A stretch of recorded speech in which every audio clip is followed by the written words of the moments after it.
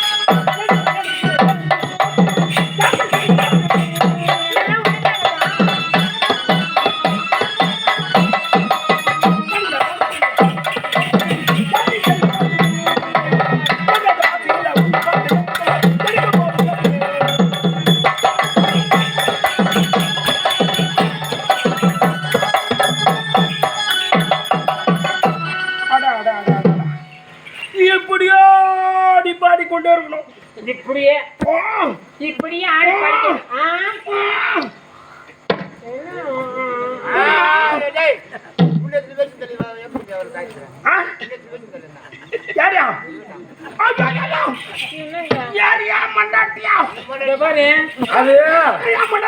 அது வேற ஒண்ணு இல்ல. அது அப்பவே கூட்டி கொடுத்துட்டான்.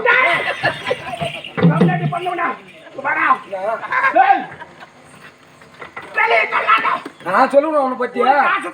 நீ யாரு? நீதான் கூட்டி கொடுத்த பால் சொல்ல மாட்டேன். 1 லட்சம் ரூபாயா? சரி சொல்ல மாட்டேன். சத்தியமா சொல்ல மாட்டேன். சத்தியமா மறைச்சிடுறேன்.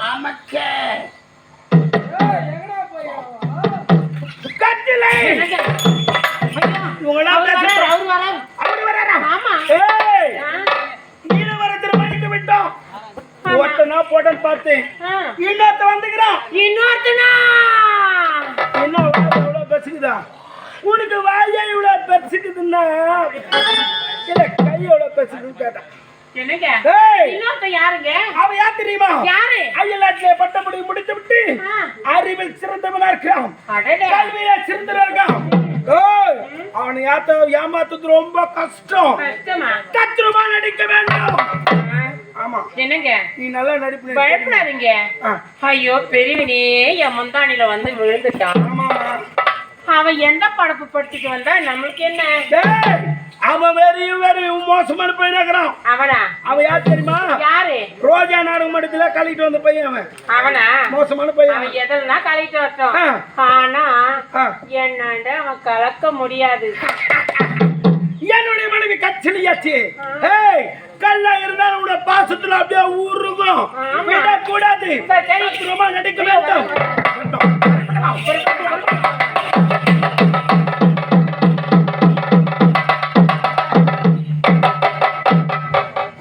அன்பார்ந்த நாடகக்கலை ரசிகர்களே, எங்கள் ஆரணி வினிதா நாடக மன்றத்தில் தனம் பெறலாம், தானியம் பெறலாம், குணம் பெறலாம், குபேர சம்பத்தும் பெறலாம்.